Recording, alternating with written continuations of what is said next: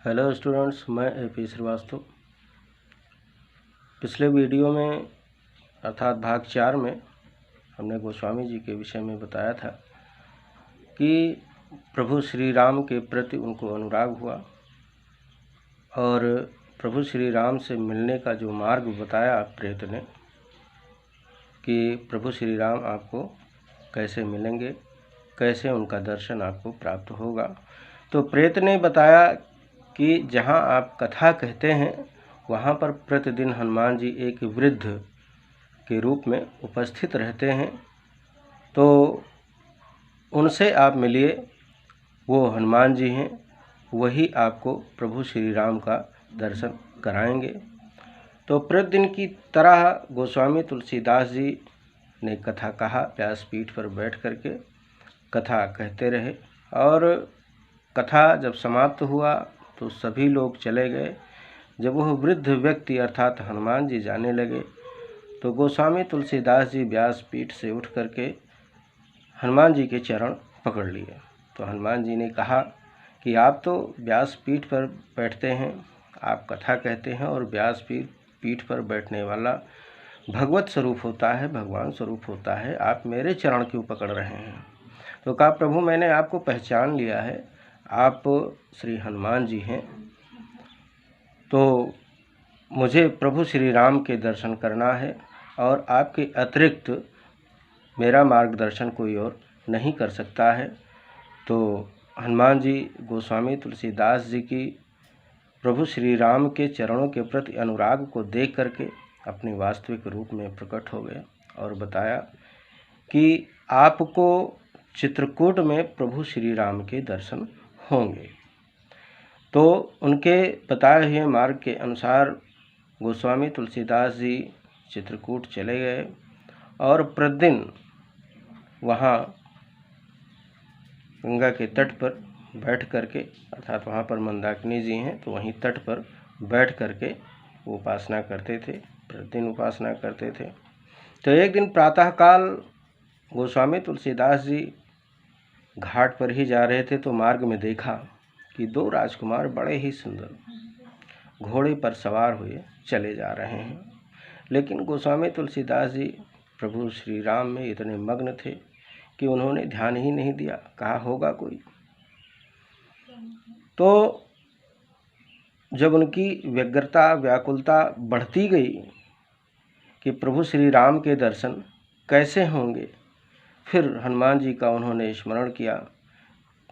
तो हनुमान जी प्रकट हुए और हनुमान जी से निवेदन किया कि हे प्रभु, आप ही मेरे शिक्षा को पूर्ण कर सकते हैं और हमें ऐसा प्रतीत होता है कि मेरा सारा जीवन ऐसे ही व्यतीत हो जाएगा और प्रभु श्री राम के दर्शन से मैं वंचित रह जाऊंगा।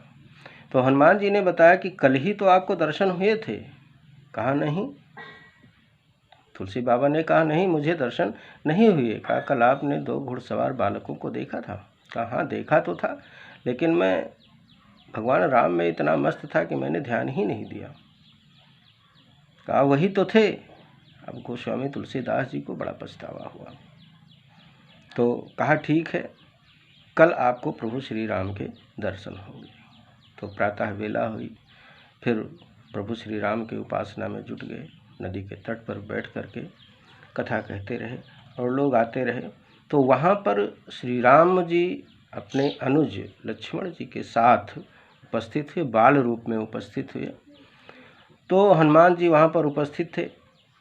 तो हनुमान जी को लगा कि गोस्वामी तुलसीदास जी इस बार फिर भूल जाएंगे और प्रभु श्री राम के दर्शन से वंचित रह जाएंगे। तब उन्होंने गोस्वामी तुलसीदास जी को याद दिलाया था और कहा था कि चित्रकूट के घाट पर भई संतन की भीड़, तुलसीदास चंदन घिसत तिलक देत रघुवीर। तो वहाँ पर जो है हनुमान जी ने गोस्वामी तुलसीदास जी को याद दिलाया और इस प्रकार से गोस्वामी तुलसीदास जी को प्रभु श्री राम का दर्शन प्राप्त हुआ। इस प्रकार से फिर वो काशी चले गए और वहाँ पर रामचरितमानस की रचना की। तो बच्चों, बहुत विस्तार में यहाँ बताना संभव नहीं है, इसलिए वीडियो में भी यह बताया था हमने। उसके पश्चात प्रभु श्री राम के चरणों के प्रति अनुराग आजीवन बना रहा। तो काशी में 1623, अगर सन की बात करें तो 1623 में उनका जो है देहांत हुआ था और वो प्रभु श्री राम के चरणों में लीन हो गए थे। तो बच्चों, अगर संवत की बात करें तो संवत सन से 57 वर्ष अधिक होता है। तो उसके विषय में कहा गया है कि संवत 1680 गंग के तीर और श्रावण शुक्ला सप्तमी तुलसी तजब शरीर। इस प्रकार से गोस्वामी तुलसीदास जी परम धाम चले गए, अपने प्रभु श्री राम के चरणों में मिल गए। शेष अगले वीडियो में बच्चों। अब ये गोस्वामी तुलसीदास जी का जीवन परिचय यहाँ पर समाप्त होता है।